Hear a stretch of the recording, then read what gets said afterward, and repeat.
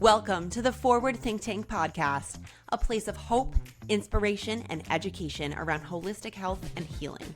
I'm your host, Jamie Mazza, a holistic health coach, mental health advocate, and dancer. Join me as I share out-of-the-box conversations with integrative doctors, healers, and exceptional forward-thinking individuals thriving on the other side of their health challenges, as well as stories from my own personal healing journey.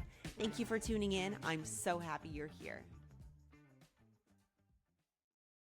Hello, everybody. Thank you for coming back to the Forward Think Tank. I am doing a live studio recording and I am talking today all about what I learned from years of therapy. I think this is an important episode and something that a lot of us can relate to. Whether you have been in therapy, you've made the joke that you need therapy, you've made the joke that someone else in your life needs therapy. I am living proof that therapy can be incredibly powerful, transformative, and healing if you, that person, whoever is in therapy, is willing to do the work, right? I had been, past tense, was working with a very incredible therapist for 4 years. I just, quote unquote, graduated myself. Got to a point after surgery that we connected again. And I was like, listen, I don't feel like I'm coming to this session with my brain spewing. I don't feel like I have things that I really need to talk through. Like, I feel like right now I'm good. And she agreed. She was like, I don't think you need me anymore. Reach out if you do, but it's also proof that you don't need to be in therapy forever. So let me just say that.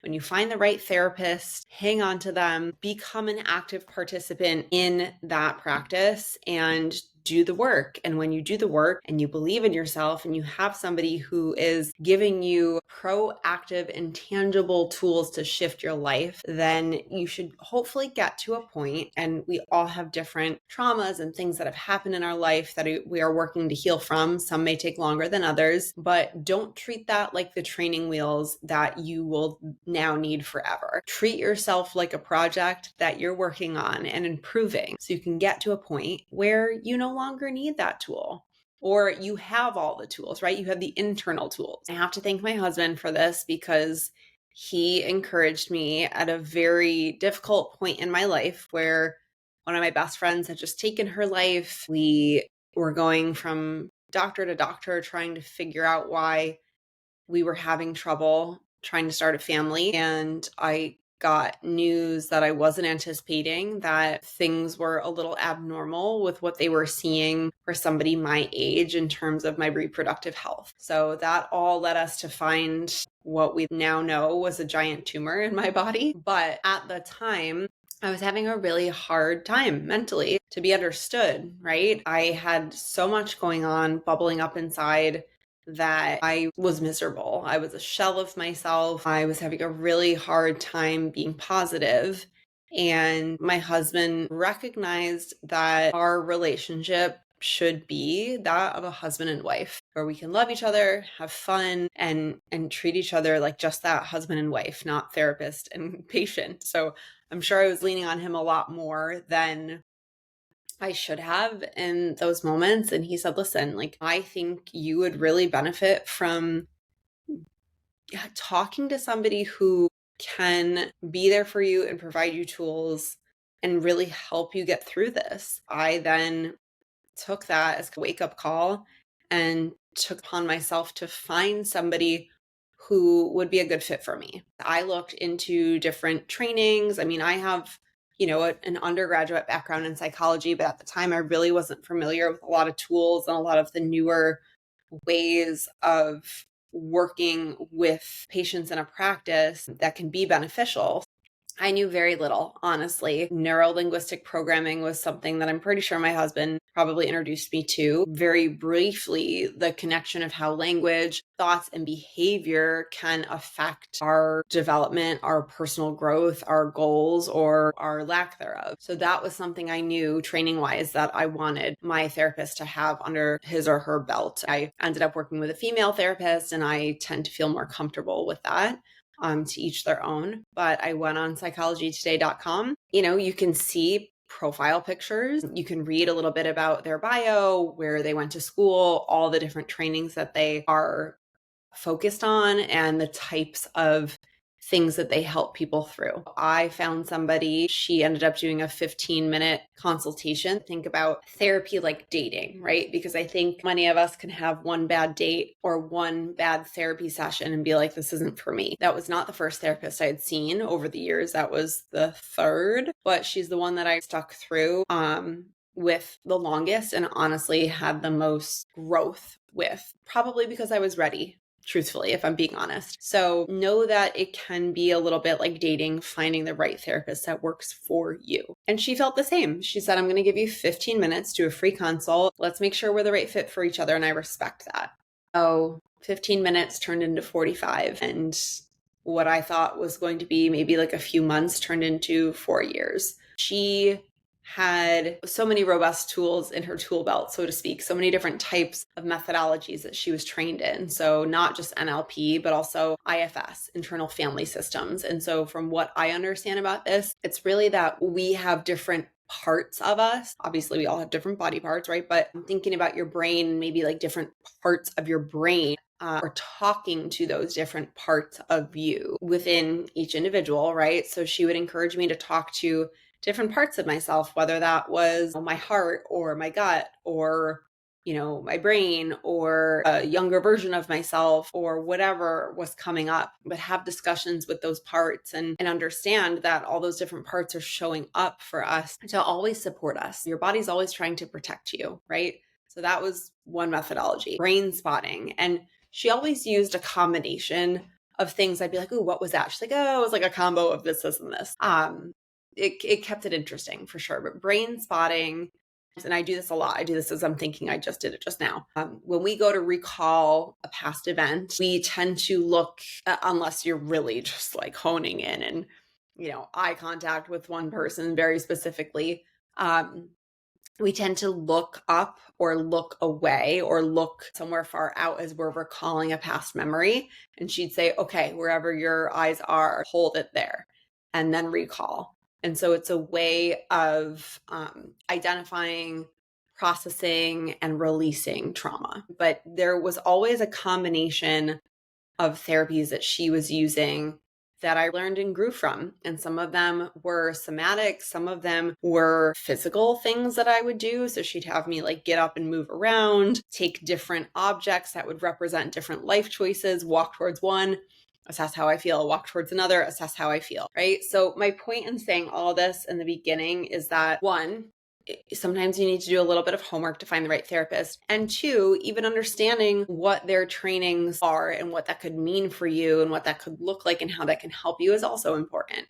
Don't just go to anybody. I personally don't believe that cognitive behavioral therapy or talk therapy is what everybody needs. Truthfully, I don't feel like it's transformational. I've been there. I've done. Are you finding yourself spending half of your income at Whole Foods these days? Let's face it, groceries are freaking expensive. But of course, we want to have the healthiest snacks around, right? Let me let you in on a little secret. Thrive Market. This online marketplace has every healthy snack brand around. Plus, they now have meat and seafood options. Hello, grass-fed meat, personal care products, supplements, and household products all in one place. But the best part, you get better prices than you do at your current grocery store. Yes, you heard me, discounts on your favorite healthy food brands. And if you're anything like me and you check every food label on site for added sugar, seed oils, and hidden ingredients, you're going to love Thrive Market. Plus, if you click on the link in the episode description, I am giving you 40% off your first order. Yes, 40. That is a big deal. So make sure you stock up. Happy shopping, friends. That I've talked my head off and feel like I got nowhere and just stayed on the hamster wheel. So wouldn't really recommend that myself. One of the most important things that I've learned from years of therapy, and my therapist really encouraged, she was also a coach. Not only did she put on her therapist lens, but she would put on her coach lens and she would push me. And I wanted that, right? I was not there to just vent and not have any tangible takeaways or make improvement. I really wanted to break through my limiting beliefs. I wanted to break through, the potential of what I thought was possible for myself, and I wanted to move on. Building trust within myself was the most impactful thing I have done in all of these years of therapy, and it took time. And then also having a trusting relationship with my therapist. She really encouraged me to pay attention to my body and the cues that it was giving me and the signals and the whispers and, the subconscious things that we hear in our mind. She encouraged me to listen to that. I don't know if it's our society, if it was being the first of 3 girls to grow up into the world, or being a girl in general, taught to not be too much or belittle ourselves. And for whatever reason, I doubted myself and my own potential for a long time. Learning how to trust those gut instincts and learning to tune into my body and cue into what it's telling me and trust that was inner wisdom that only me and God knew was real and trying to nudge me in the right direction. That took a long time to build that trust, but it was probably one of the most beneficial things that I've ever done for myself, because once I got to this point of finding what was going on inside of my body, it was just like, I don't know, something shifted in me. I know I've shared this before. I felt this like overwhelming sense that I was going to be okay. And people would always check in and be like, how's your mental health? How are you doing? I'm like, I'm good. I'm okay. I honestly meant that. Of course, there are days where I would really have a hard time and I would get upset and I would have meltdowns and cry and wondering why this was happening to me and compare myself to other people, all the things that we normally do as human beings, but I wouldn't let it keep me there. And that to me was a huge sign of growth, that I was making progress in my life. The other thing too on this specific topic is asking my body what it needs. It's a two-way street of communication, right? I tell my body something, my body gives me signs that either that was like beneficial or not. Think about it, something as simple as when you eat a food that agrees with you versus a food that doesn't. You're lactose intolerant and you have the ice cream, you're not going to feel good after. Your body's going to respond with a very obvious sign of that. But maybe there's not so obvious cues that certain things aren't sitting well with you, like a conversation you have with a loved one, or an interaction that you have with your coworker, or a conversation with your doctor, or something completely different, a physical activity that maybe doesn't work as well for you as it does for your best friend. My point being, asking my body what it needs to, and not just telling it by doing and stopping to listen and ask. I have taken a huge step back from so many things, from my my job, everything I was doing before this all happened to me. I've taken a huge step back to heal, and it's been something that I've really needed. Slowing down has been very humbling for me. Asking my body what it needs on any given day is very different.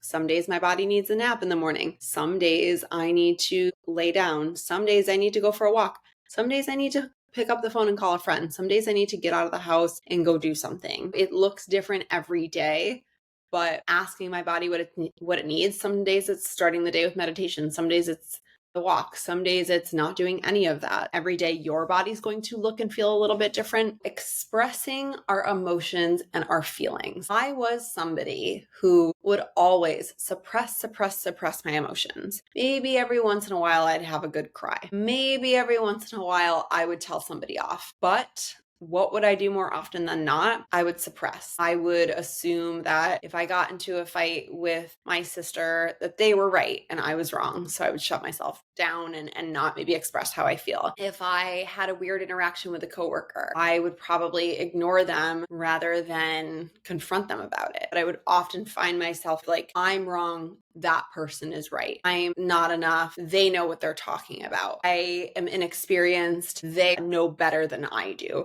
But truthfully, nobody knows yourself better than you. Expressing those emotions, especially with what I've learned energetically about the C word can develop in our body, or an autoimmune disease. It is pent up emotion, pent up anger, pent up grief that manifest in the body. And when you don't release it, those stored emotions paired with the toxic load that we are just completely suffering with on a daily basis in this modern world. Are you still walking around in those leggings full of microplastics?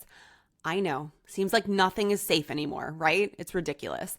I recently started changing over my clothing to more sustainably sourced, no harm to me brands, and I have been obsessed lately with Woolly. It's made of 100% merino wool. Honestly, you have to try. Merino wool, it's naturally finer than your average wool, so don't think about like your grandma's wool, right? It's made of smaller, breathable fibers that actually regulate your body temperature. So I wore their leggings in the dead of winter when I was trying to get out every single day, even if it was 15 degrees post-op. I had not an ounce of body fat on me, so I was always freezing, and I was shocked at how it kept me warm and insulated on my walks. So obsessed. But it also wicks away moisture from the skin and is quick to dry. So really perfect for, now that it's getting nice out, we're going outside, we might be sweating a little bit. It's all good. It will regulate your body temperature. It's truly amazing. So I've been obsessed with their leggings. I also have short and long sleeve tops from them, which again are just so fine and soft to the touch. I was honestly shocked, and they're comfortable. They're cute. I mean, they have everything from like underwear to athletic wear.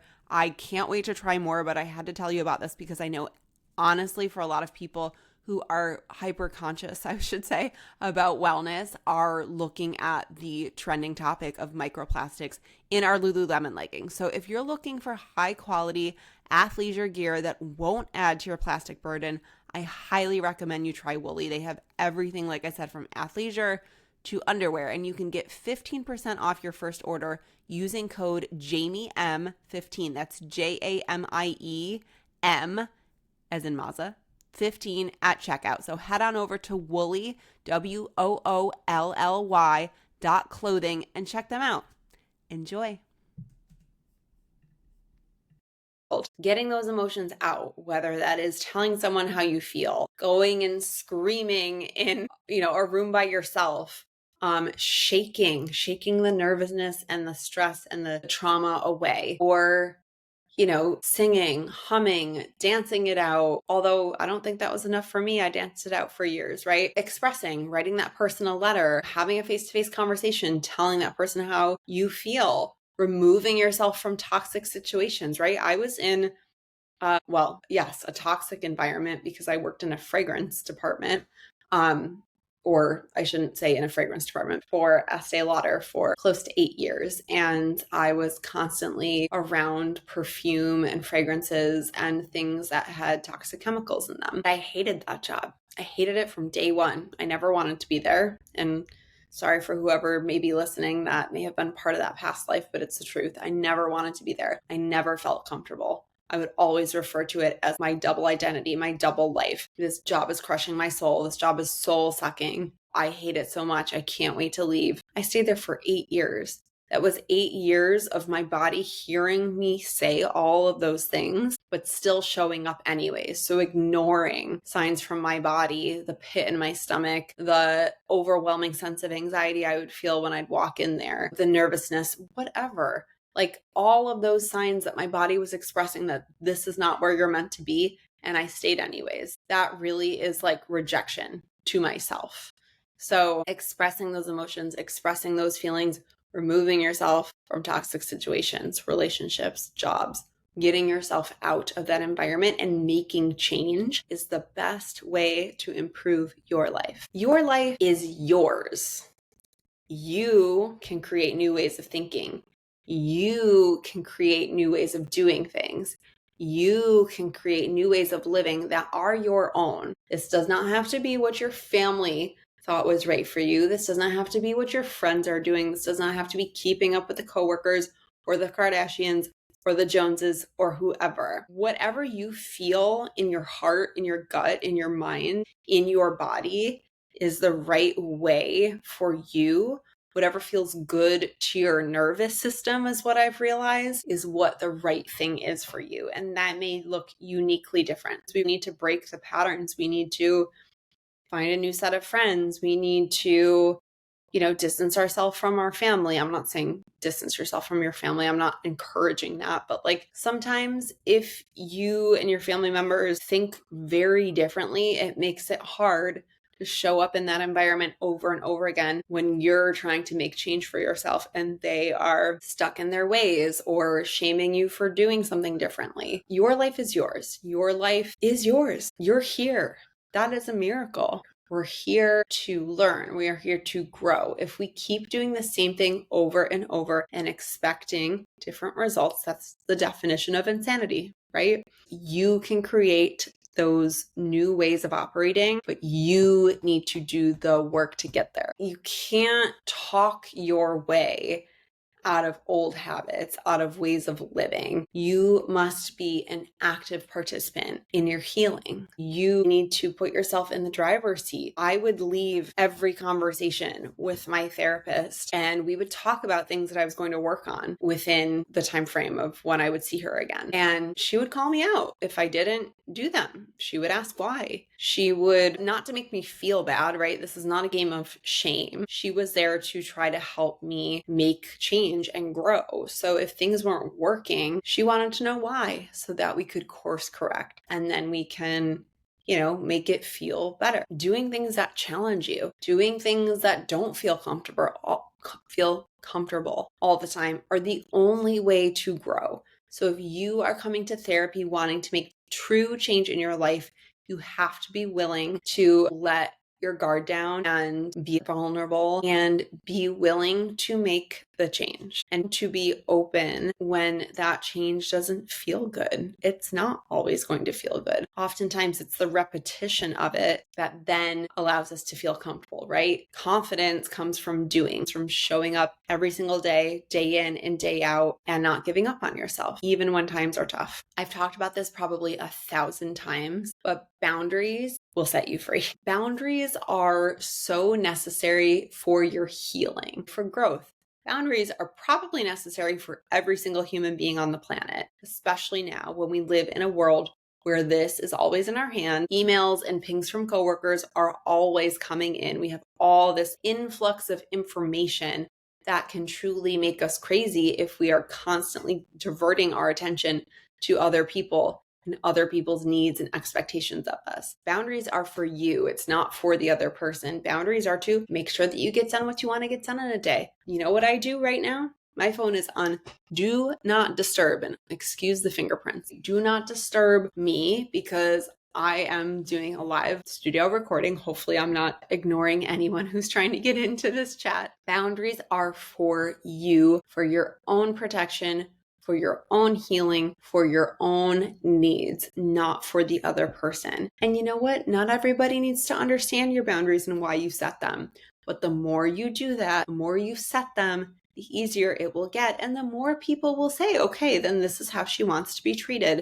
And they will either appreciate and respect that, or you know what? If it's causing too much friction, then maybe that is a relationship that you need to, get some space from. You can't fix others. You can only fix yourself. This is a big one. As somebody who would show up in my therapy sessions frustrated because of something that happened or something that someone said or how I was feeling based on a situation, it was something I needed to learn that I can't fix other people. I can't change other people. I can't make other people see my point of view. All I can do is change my expectation. I can change myself. I can change my reaction.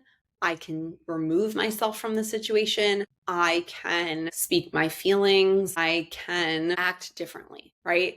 But I can't control how other people act or things other people do or say, ever. If other people want to make that change, they have to be willing, and it may not be on your timeline. And lastly, people's actions or judgments are a reflection of them, not of you. And as somebody, especially a young girl, where I always thought people's actions or judgments were a direct reflection of me, and then that led me down a rabbit hole of never feeling enough, not feeling smart enough in the advanced classes that I was in because I was a smart student, not feeling like I had enough talent if I wasn't a featured dancer in one of our Broadway numbers, a reflection of me. But no, that's not true. Not feeling pretty enough when my skin was breaking out all the time. The list could go on, just like not feeling enough comparing myself to other people, other people's actions, other people's judgments about you, things that are said about you, the way other people even treat you. I could say maybe like you need to adjust your boundary. But other than that, it's a reflection of how those people feel about themselves. And that is something that is often misunderstood.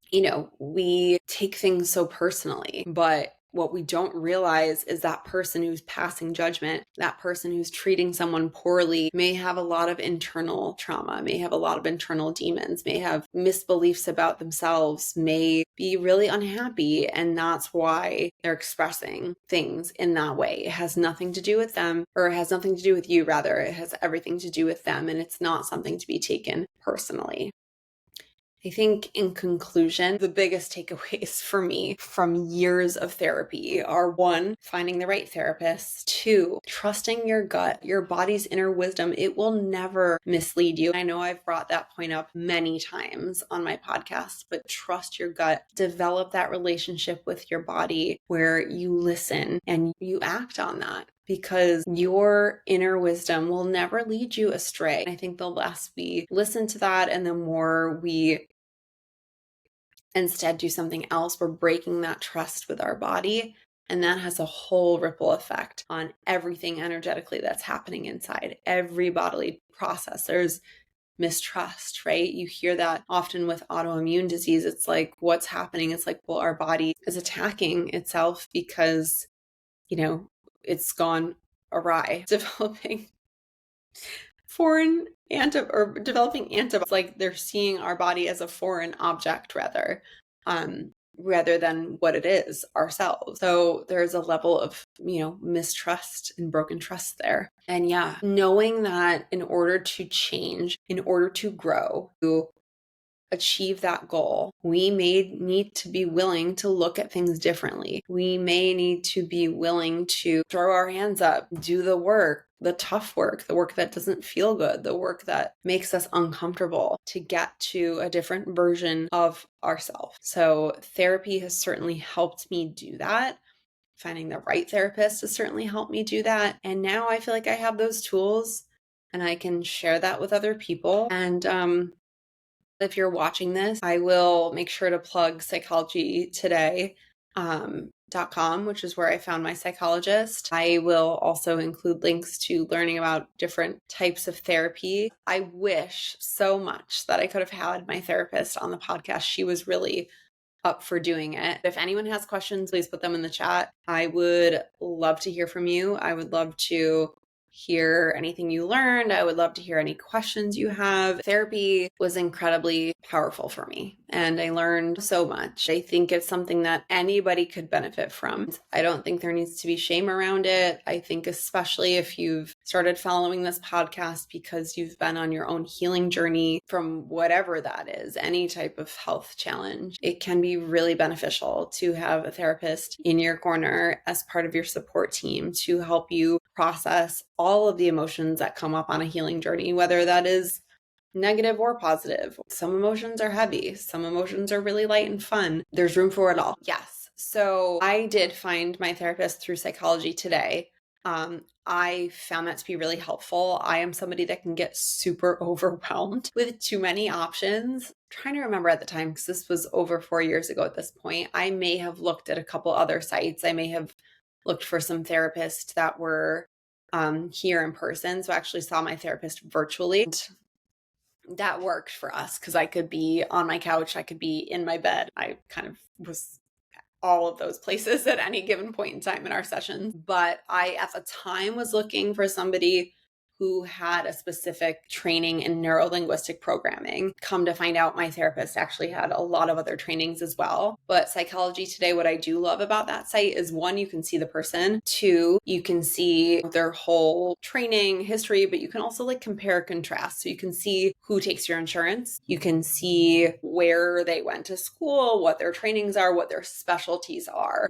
I can't remember if you can see ratings on them or not, but then of course you can go do your own homework. But yes, I was looking for a specific technique, and come to find out, my therapist had so many other trainings under her belt that it was so much more than just the one technique that I was initially searching for that ended up helping me. Okay, how Do you keep the positive progress moving forward when you're on a journey of working on yourself? How do I keep the positive progress moving forward when I'm on a journey of working on myself? That's a great question. I think not every healing journey, whether that's therapy or recovering from a chronic illness, is going to look like this, right? Like we see those, I have that graph, that chart in my head that like healing looks like this, and it's like all these squiggly lines and zigzags. And that is so true. And all that to be said, that even though I was making progress in my sessions, I would always show up to therapy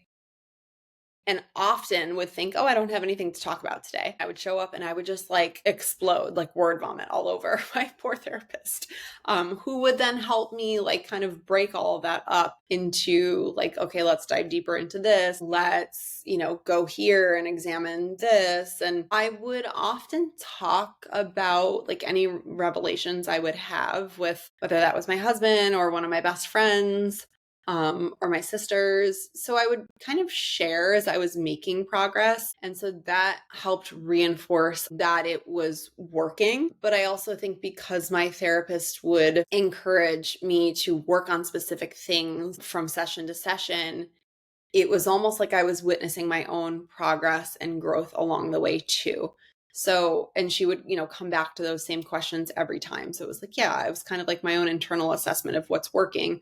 And of course, when you recognize that you're making progress, that alone is going to keep you positive. Knowing that this work isn't easy, but it's rewarding would definitely help me. Again, when you're willing to put yourself in the driver's seat and you're willing to make that change and you're willing to put in the work, you're also going to be building your confidence like a muscle. So you are going to notice those effects of how you show up in the world, how you interact with people who you maybe one time got really reactive to. So that alone can keep that positive progress moving forward. I don't know if that answers your question, but yeah, knowing it's a journey, knowing not every day is going to be great, knowing that some days are going to suck and some days, and my therapist would even say like, you processed a lot today, probably okay if you aren't feeling well, or if you need to go take a nap, or if you want to be alone or journal or whatever. So knowing it's not linear and knowing it's not always going to be a direct line to happiness and positivity all the time. Awesome. All right. I appreciate everybody who joined today.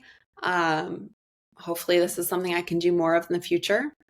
And I appreciate you being here for like the beta version of my live stream. So thank you so much, everybody. Thank you. Thank you for your time. Thank you for showing up. I hope you learned something today. If you're watching this playback and you found this episode helpful, please, as I always say, share it. My goal here on this platform is to really help people in whatever chapter of life they are in know that they're not alone and know that there are ways to pull yourself out of the darkness, out of a rut. There's always things you can do to help yourself, whether that is more conventional ways of healing or non-conventional. I appreciate you watching. I appreciate you listening. I appreciate you being here. Please share this with somebody who may need to hear it. And thank you so much for tuning in. Did you enjoy this episode? If so, I would appreciate you taking a moment to please leave a 5-star review. Every review helps visibility with this episode to reach more people. And I am on a mission to help people learn alternate resources to support themselves in their healing journey on their road to health.